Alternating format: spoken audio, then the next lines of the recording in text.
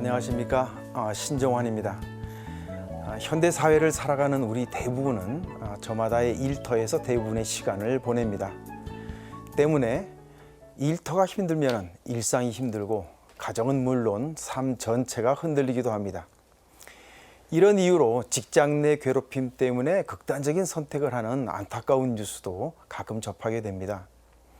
오늘 평화톡에서는 우리 삶은 물론 사회에도 큰 영향을 주는 일터에서의 평화에 대해서 한번 얘기를 해볼까 합니다.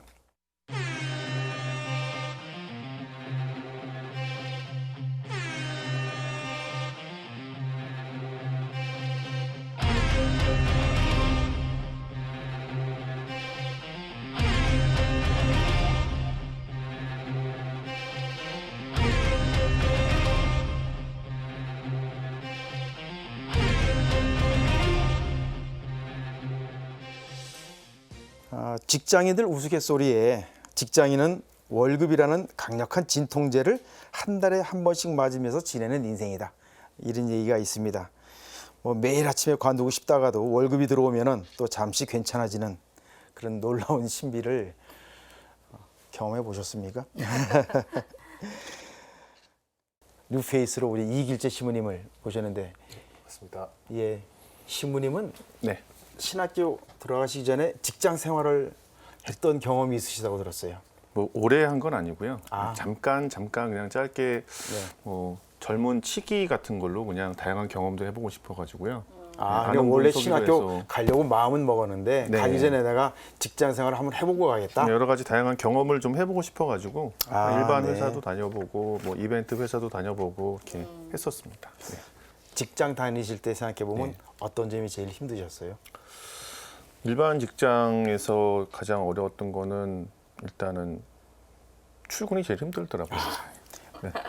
처음에 회사에 들어가면은 이제 어느 모임 같은 게 자주 있잖아요. 모임 같은 것도 있고 뭐 야근도 있고 뭐도 있고 그러면은 그 다음 날 이제 일어나서 그 회사까지 가는 걸음이 정말 힘들더라고요. 근데 또 내가 안 가면은 누군가는 또 나이를 해야 되는 거니까 누군가에 피해를 주는 거니까 또 터덜터덜 또 가서 앉아 보면 또 어떻게 하루가 또 지나가고요. 예, 또 시간이 지나면 또 퇴근이라는 또 기쁨이 있으니까 그렇게 하루하루 이렇게 지나갔던 것 같습니다.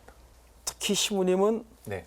평화방송에도 계셨었죠. 네. 본당 나가시기 전에, 그렇죠? 네. 평화방송에서 한 3년 반 정도. 그럼 오래 계셨네요. 네네. 직장 스트레스로 질병이 생기면 산업재해가 됩니다. 그만큼 스트레스 강도가 높고 또 사회적으로도 중요한 사안인데요. 그렇다면 우리는 왜 일터에서 스트레스를 받을까요? 우문이기도 할 것 같은데, 이렇게 일터에서의 평화를 막는 그러한 원인들, 힘들게 하는 원인들은 어떤 게 있을지 한번 생각해 볼까요? 실제 직장인들은 어떤 점을 제일 힘들어하는 것 같습니까? 네, 이제 저한테 와서 상담을 할 때는 이제 심리 상담으로 좀 진행이 되죠. 네, 이렇게 힘든데 어떻게 해결했으면 좋겠는가 할 때 제가 가서 회사를 어떻게 조정해 주는 건 아니지만 그 고통을 개인적인 측면에서 상담을 해주면 가장 원인이 되는 부분은 인정받지 못한다라는 거예요. 본인은 굉장히 애썼는데 그만큼 평가받지 못하고 알아주지 않는다라는 거, 이런 것들이 굉장히 큰 문제로 보이고요. 이제 또 하나는 관계 갈등인 거죠. 네. 너무나 관계 자체가 힘들어서 일이 힘든 게 아니라 서로 경쟁을 한다라든지 시기 질투가 있다라든지 이런 부분으로 해서 고통스러워하는 그런 경우가 많아요. 그러니까 예를 들어서 누구 직장 동료는 이제 관계를 잘해서 아주 정말 그 고가 점수를 잘 받는다라든지, 근데 자기는 열심히 일을 하는데도 불구하고 그만큼 인정받지 못한다 그래서 아주 상처를 받기도 하고요. 예. 근데 이제 그런 부분을 상담을 하다 보면 또 이게 개인의 내면하고 또 많이 연결되어 있는 경우도 있어요. 가족 관계 안에서 본인이 인정받지 못했을 때는 그렇게 비슷한 상황들이 또 회사에서 벌어진다라는 그런 통찰이 오기도 하고, 네. 그런 그거는 그 사람의 개인적인 성격과도 관계가 있겠네요. 관계가 있어요. 네. 절반은 본인의 성격, 본인의 상처하고 연결되어 네. 있고, 절반은 또 그 회사 회사의 안에서의 상황, 어떤 특수한 상호작용, 또 특수한 구조적인 문제, 이런 것들하고 아. 연결이 되어 있는 것 같아요. 예, 그런 것 같습니다. 네. 근데 직장 다니면 꼭 이런 사람들이 있죠. 이렇게 편가르기 좋아하고, 네. 이간질하고, 네.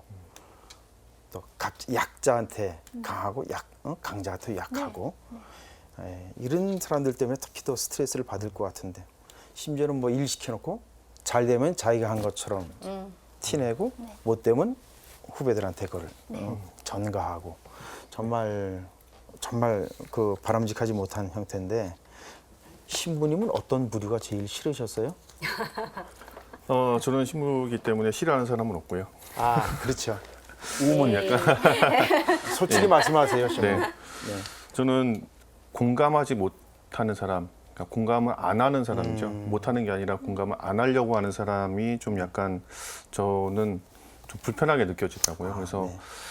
뭐 누군가가 힘든 얘기를 했을 때, 그거는 네가 힘든 거고 나는 그건 네가 힘든 건데 우리 회사랑 무슨 상관이야? 이 일은 이렇게 해야 되는 거야. 그러니까 너는 더 해야 돼라고 이렇게 몰아붙이는.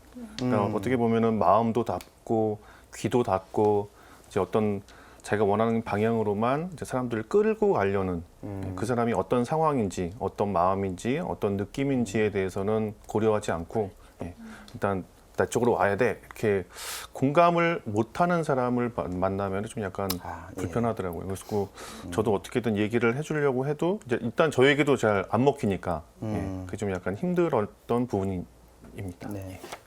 요새 특히 젊은 사람들이 얘기하는 오라벨, 즉 일과 삶의 조화라는 신조어가 있고, 근데 또 저희 세대만 해도 우리 같은 세대라고 해도 괜찮죠, 선생님? 그럼요. 세대만 해도 그 일 중독 신화, 아주 그게 미화되는 분위기가 많았어요, 우리 때는. 근데 또 지금 젊은 사람들하고 우리 나이에 일종의 지금 관리자 입장에 서 있는 사람들은 그게 안 맞거든요.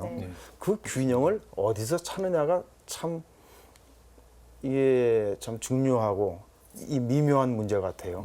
시부님 그런 혹시 경험해 보시면서 거기에 대해서는 어떤 좀 도움 말 주실 수 있을까요? 글쎄요, 그 소위 말하는 윗세대하고 지금 젊은 세대하고의 그런 접점을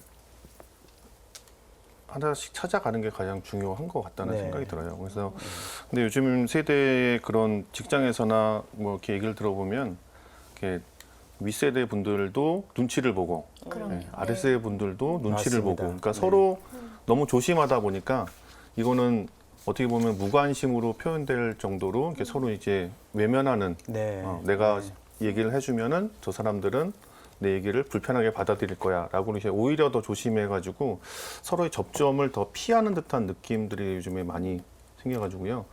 아마 회사 측에서도 그런 접점들을 어떻게 인위적으로라도 만들어주는 게 더 필요하지 않나.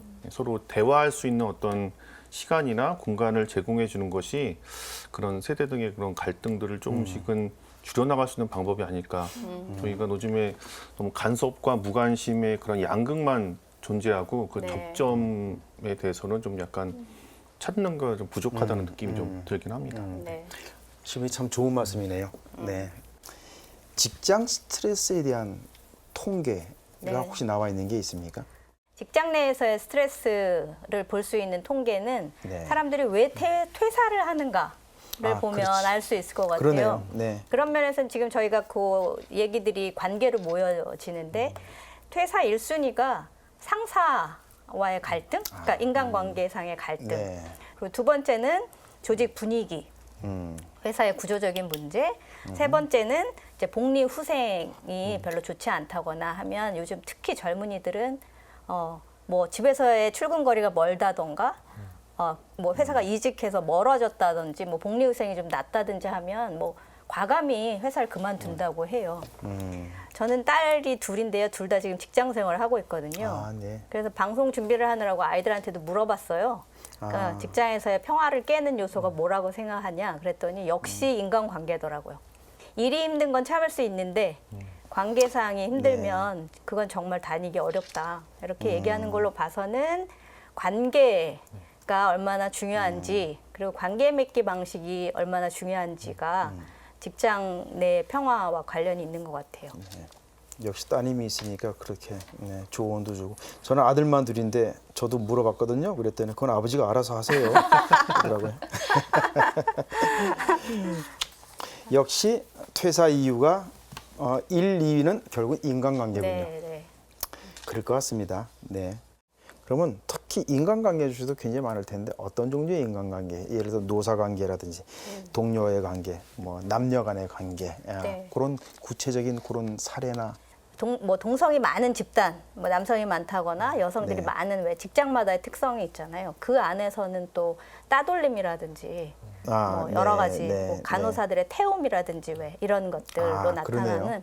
그런 네. 다양한 문제들이 있어서 말씀하셨지만 지난 7월 16일에 그 직장 내 괴롭힘 방지법이 네. 크게 세 가지 분야로 설정이 네. 되면서 뭐 지위상의 불이익을 준다던가 아니면 업무 지시가 적정하지 않은 걸 한다든지 아니면 뭐 신체적 정신적인 고통을 준다든지 뭐 근무 환경을 악화시킨다든지 네. 이런 여러 가지 분야의 그런 법적인 이제 뭐 규정들이 정해진 걸 보면 직장 내의 평화를 위해서 그러니까 스트레스를 방지하기 위해서 법적인 노력도 하고 있는 거다라는 생각이 들어요. 네.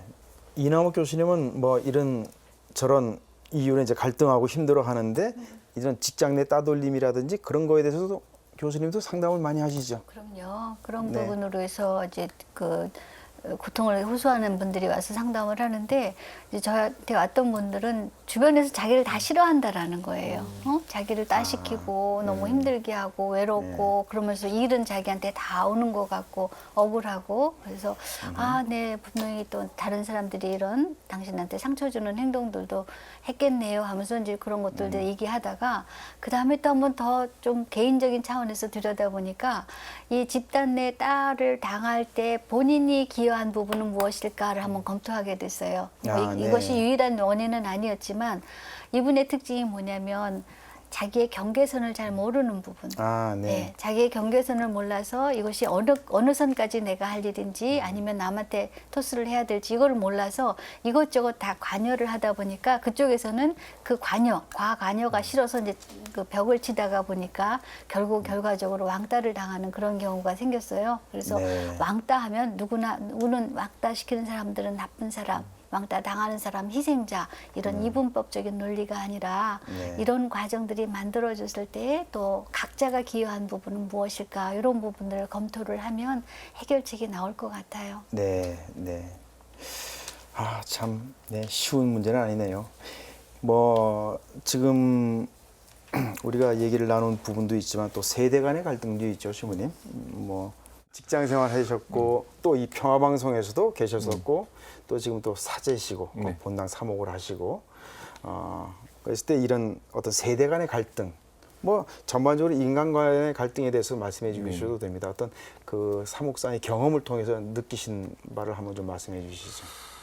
뭐 꼰대라고 그 말 자체가 좀 약간 어감상으로도 좀 약간 이렇게 뭐 이렇게 속이 꽈진 듯한 그런 느낌도 있고, 좀 약간 나이가 들었는데 그 나이 값을 제대로 못하는 그런 느낌도 있는데요. 소위 윗세대에서는 우리가 경제적인 성장을 어느 정도 이뤘다에 대한 자부심 같은 게 되게 크신 것 같아요. 근데 그 반면에 거기에 따른 그 어떤 희생된 부분들에 대해서는 오히려 이제 의식적으로 눈을 감으셨던 거 아닌가. 예. 그러니까 성장만 부각이 되고 그 다음에 좀 상처받고 좀 어렵던 부분들은 이제 의도적으로 이제 제외를 시켜놨던 거죠. 근데 그 부분들이 이제 사회가 성장함에 따라서 그분들이 이제 다시 드러나게 되는 거죠. 드러나게 되는 것이고 젊은 세대들에서는 그런 부분들을 최소한 이제 같이 공유하고 없애자는 그런 분위기가 좀 약간 부딪혔던 것이 아닌가라는 그런 생각을 또 해보게 되고요. 그래서 뭐 말씀 계속 나온 것처럼 관계에 있어서 뭐 저도 처음에 얘기한 것처럼 공감이라는 부분. 네. 꼰대라는 그런 어르신들도 사실은 상처를 받으셨던 분들이고 그 상처를 성공으로 이게 포장하셨던 분들이거든요. 사실은 그래서 그분들에 대한 공감의 노력도 젊은 세대들에서도 필요할 것 같고요. 그리고 어른 세대에서도 우리 젊은 세대들 뭐 워라밸에서 뭐 요즘의 세대는 야근도 안 하고 뭐도 안 하고 이렇게 하지만 그것은 사실은 어른들 마음에 좀 닫혀 있는 그런 마음이잖아요. 네. 그런 마음도 좀 열고 서로 간에 좀 공감을 할 수 있는 기회들을 자주 가졌으면 좋겠다는 게 제일 큰 아쉬움이죠. 그런 길을 지금까지 못 가졌다는 게. 네. 그렇군요. 모든 게 뭐 어떤 갑질이라고 할까 아니면 선배로서의 권위의식이라고 할까 그것을 표방하는 분들도 또 그 이면에는 또 다른 아픈 부분이 또 약한 부분이 그러면 그런 생각을 해보게 돼요. 우리 조직이 지금 잘 돌아가고 있다라고 하면은 혹시 누군가 희생하고 있는 건 아닌가? 누군가 아파하고 있는 거 아닌가? 그러니까 조직을 위해서 누군가 희생하고 이제 움츠리는 사람은 없었는지 한번 돌아보면은 조직이 훨씬 더 건전하게 발전되지 않을까라는 그런 생각을 해봅니다. 예. 혹시 어떤 갑질을 한다, 내가 고통을 받고 있다 그러면은 당장 그 사람을 또는 그 상사를 또는 그 선배를 바꾸지 못한다면은 이 사람이 참 불쌍한 사람이구나 이렇게 봐줘야 될 것 같아요. 근데 이제 본인들이 내가 사실 좀 권위적이다라고 느끼는 분들은 혹시 본인한테 그런 면이 있지는 않은가라고 한번 좀 되돌아보는 시간을 가졌으면 좋겠습니다. 심리학적으로는 확실히 그렇죠, 선생님. 그럼요. 네. 제가 상담했던 한 그 케이스가 생각이 나는데요. 그분은 좀 아주 높은 고위직에 있는 분이셨어요. 근데 그분이 너무 부하 직원들하고 관계를 못 맺으시는 거예요. 너무 갈등이 심해서 회사 측에서 그렇지만 이분이 이제 그 고위직에 있는데 이분을 자를 수도 없고 그러니까 의뢰를 해서 저한테 상담을 했는데 그분의 이야기를 들어보니까 이제 본인은 정말 너무 열심히 일했던 그 세대였고 자기가 15일간을 잠을 못 자면서 한 프로젝트를 완성시켰던 그런 신화까지 갖고 계세요. 15일을 잠을 못 잤다는 게 이게 인간으로서 할 수 있는 그러니 그게 아랫사람들 아니잖아요. 얼마나 힘들었겠어요. 그러니까 아랫 사람들도 그런 열정과 그런 희생 정신을 가지고 하길 원하는 거예요. 근데 그러니까. 따라오지 못하니까 이게 이제 막 그거를 푸시하고 또 갈등을 만들고 야단치고 그러면 또 요즘 젊은 사람들은 튕겨서 나가잖아요. 그렇죠. 이 회사 차원에서 큰 문제가 돼서 이제 저랑 같이 꾸준히 상담을 하셨는데 가만히 이야기를 하다가 그럼 가족 관계는 어떠세요? 라고 물어봤더니 가족 관계도 똑같은 거예요. 네. 당신이 그런 태도를 가지고 그런 식으로 관계를 하고 있고 그래서 온 가족도 그 사람을 보지 못하는 그러니까 결국은 굉장히 외로운 사람이었던 거죠. 네. 그리고 또 자기 원가족, 자기 부모와의 관계에서도 보니까 거기서 별로 인정받지 못했고 그래서 자기가 뭔가 성과를 만들어야만 자존감이 올라가고 그러니까 이제 물불 가리지 않고 열심히 하는 이런 것들이 몸에 배어요. 이런 어떤 일련의 어떤 심리적인 부분들을 쭉 돌아보시더니 조금 마음이 좀 넉넉해지시더라고요. 네. 효과가 좀 있었군요. 네, 그분은 저한테 상담 초기에 왔을 땐 다 부하 직원들의 문제라고 하는 거죠. 요즘 젊은 세대들의 문제다. 열심히 하면 되는데 안 따라온다 했는데 사실은 알고 봤더니 이것이 자기가 갖고 있는 어떤 심리적인 문제, 자기가 갖고 있는 어떤 열등감, 인정받고자 하는 그런 그 욕구가 만들어내는 갈등이라는 걸 이해하시게 되더라고요. 요즘에 90년생이 온다라는 책도 있잖아요. 90년생이 온다. 90년생이면 몇 살입니까? 90년생. 지금 20대, 네. 20대에 네. 취직하는 젊은이들하고 네. 세대 간에 더 이해가 필요하다. 이해와 공감과 네. 관계 맺기 잘하는 게 필요하다라는 의미로 요즘엔 이런 거 견디지 않거든요. 젊은 친구들은. 네. 나는 야근 못 한다. 예를 들어서. 네. 야근이 뭡니까? 회식한다 그래도 네.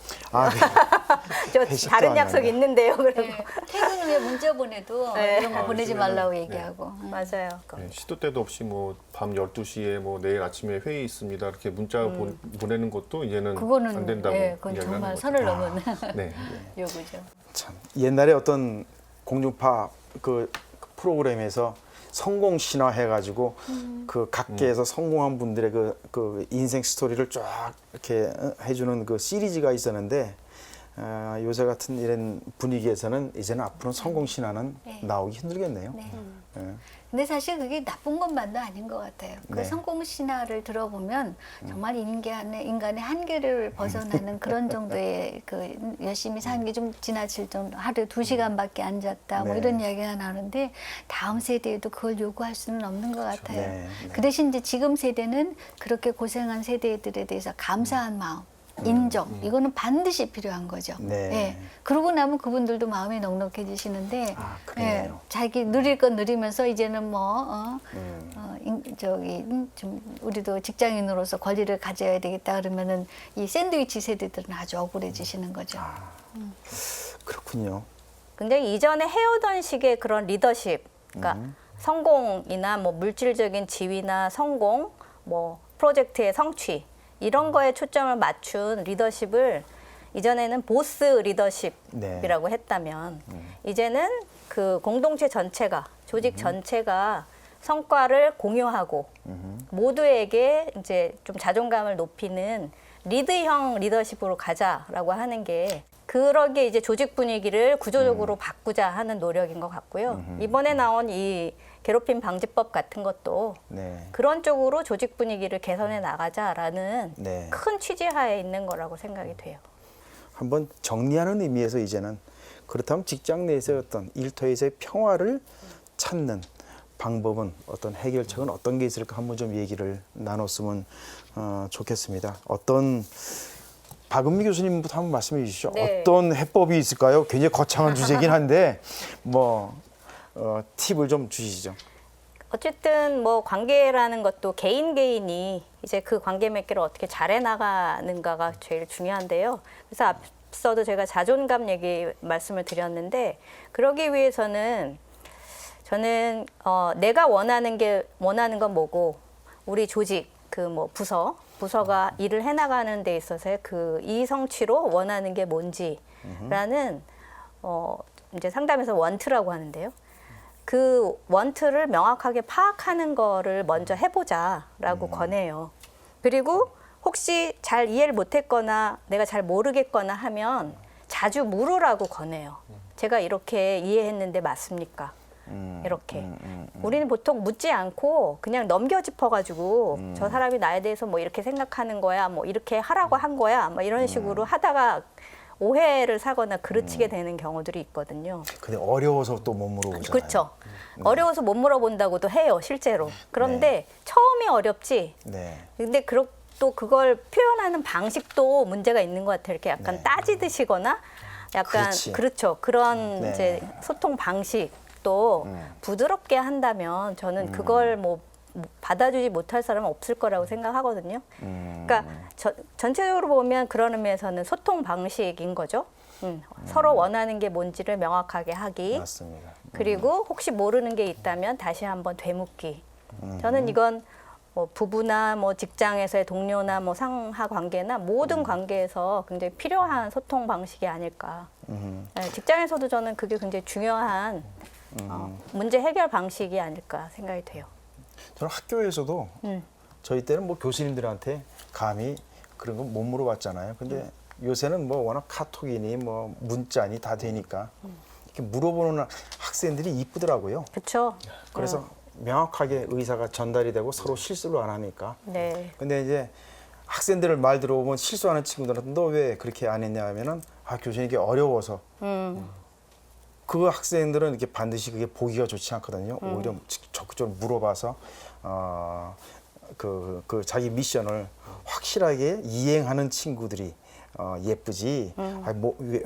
그 지나친 예의 때문에 어려워서 못 여쭤봤어요. 그거는 아름답게 보이지 않으니까 교수님 말씀하시는 게 맞는 것 같습니다. 정말 서로의 뜻이 명확하게 무언가를 확인하는 게 중요한 것 같습니다. 자기 나름대로 비법이 다 있을 텐데 교수님께서 조언을 주신다면은 제가 이제 그렇게 아주 정말 누군가 계속 끊임없이 고통을 주는 그 이제 동료, 그러니까 상사였던 것 같은데 그 상사한테 괴롭힘을 당하는 그 직원이 저한테 와서 상담을 했어요. 네. 근데 그 상사는 저한테 안 왔기 때문에 변화하지 않거든요. 그렇죠. 네. 고통당하는 이 직원만 지금 이제 저랑 상담 중이어서 이걸 어떻게 해결을 할까 하다가 아이디어를 낸 게 우리가 하지 않았으면 하는 행동을 했을 때는 굉장히 싫고 스트레스를 받죠. 그런데 그 행동을 미리 예상하는 거예요.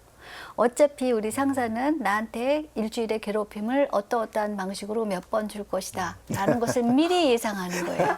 네. 그래서 우리가 이제 어떤 게임으로 만들었냐면 다음 시간까지 당신이 얼마나 맞추는지 알아보자. 정말 실제로 그 사람이 어떠한 그 대화를 할 것이며, 그러니까 어떠한 그 평가를 할 것이며, 어떠한 행동을 할 것이며, 이런 것들 리스트를 다 적었어요. 그래서 일주일 내내 한 10번 정도 할 것 같다라고 했는데 그래서 10번이 진짜 이루어지는지를 한번 체크를 해보는 거예요. 그랬더니 실제로 10번이 안 됐어요. 아. 그런데 이제는 그 행동을 했을 때 그렇게 스트레스 받지 않는 거예요. 아. 내가 10번을 맞춰야 되는데 적어도 10번은 나와야 되는데 하면서 이게 개인적인 대처가 되는 거죠. 어차피 그 사람 그런 행동을 할 테니까. 상사가 기대를 저버리셨군요. 그러니까 네. 10번을 채워야 되는데. 네. 네. 그래서 이제 그런 식으로 본인이 대처하는 방법이 하나 이제 그 도움이 될 것 같고요. 아, 네. 그다음에 모든 사람들이 인정받고 싶어 하는 거예요. 네. 이게 부하 직원이든 상사이든 그런 점들을 좀 생각하면서 부하 직원이어도 상사한테 칭찬하는 거, 참 좋아요. 이렇게 하니까 참 잘 된 것 같아요. 이런 긍정적인 이야기를 하는 거. 동료나 부하 직원도 마찬가지고 이런 것들이 아마 그 윤활유 역할을 할 것 같고요.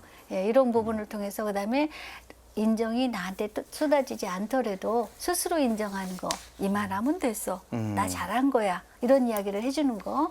이런 것들도 아마 직장 내 스트레스를 잘 대처하는 방법이 될 것 같아요. 아, 네.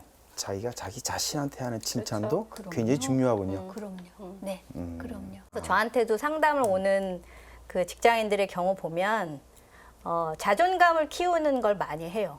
네.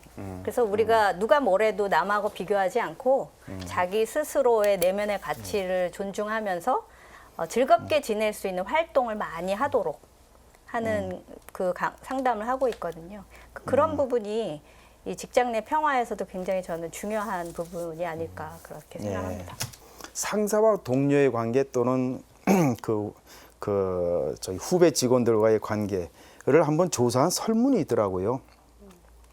그래서 어떤 조사기관에서 직장인을 대상으로 일하고 싶은 상사가 뭐냐 또는 동료의 기준이 뭐냐 했더니 능력이었다고 합니다. 2000년대에. 네. 근데 그게 지금 바뀌었대요. 2010년도에는 그게 뭐냐 그랬더니 정답이 뭘까? 신문이 아까 말씀하신 것 관계가 있어요.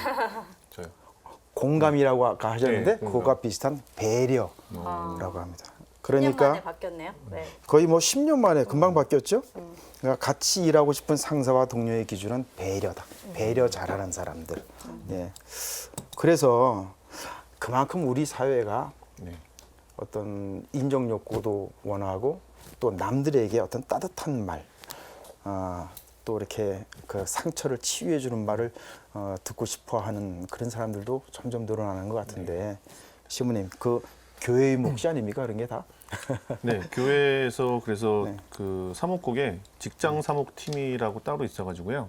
거기는 4명의 신부님들이 지금 한 60여 곳 이상의 그런 교회, 그러니까 회사의 신자분들을 대상으로 이제 미사도 가서 해드리고, 같이 기도도 하고, 성지순례도 가면서 그런 일들을 1990년대부터 지금까지 한 근 30년 하고 네. 계신 거죠. 그래서 그 신부님들이 지금 열심히 사목을 열심히 하고 계신데 사실은 4분이서 하기에는 좀 약간 부족한 면이 없지 않죠.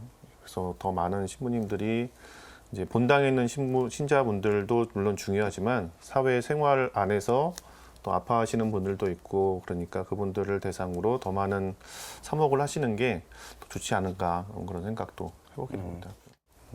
그럼 그것과 관련해서 교수님들께 여쭤볼게요. 직장 내 이렇게 수많은 갈등과 고민이 있을 텐데 직장인들이 특히 우리 신앙을 가진 분들이 다 할 경우에 우리 교회에 또는 어떤 개인적인 상담을 통해서라도 직접 컨택할 수 있는 기관이 있습니까? 예를 들어서 제가 직장인이야. 네. 요새 너무 괴로워. 어디 고민하고 싶은데 당장 어디로 갈지를 모르는 분들도 있을 거 아니겠습니까?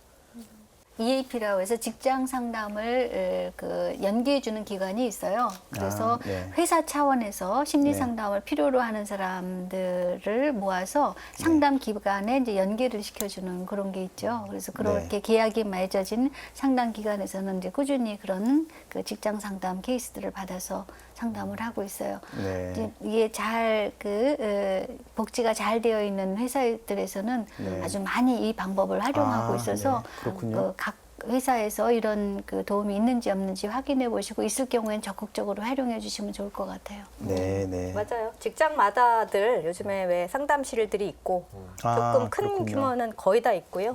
네. 작은 규모들도 요즘에 새로 다 설치하는 중이라고 들었거든요. 네, 네. 혹시 뭐 신앙인 가톨릭 신앙을 갖고 계신 분이라면 가톨릭 심리 상담소도 있으니까요. 그렇죠. 아, 그쪽에도 가톨릭? 연락을 영성 예. 심리 상담. 예, 예. 그쪽으로 도움을 주시면 아마 신부님이 뭐 면담을 잘 해주실 것 같습니다. 네, 네. 그러니까 여러분 혹시 그 고민이 있으시면은 언제든지 그런 문을 두드리시면은 문을 두드리실 만할 때가 굉장히 많습니다. 그러니까 꼭 찾아주시기 바랍니다. 오늘 참 여러 가지 얘기를 나눠보니까 이 직장의 평화가 이 사회 평화가 연결이 돼서 얼마나 중요한지 다시 한번 확인을 해볼 수 있는 기회가 됐습니다. 그럼 다음 시간에도 새로운 주제로 평화에 대한 나눔 이야기를 이어가도록 하겠습니다.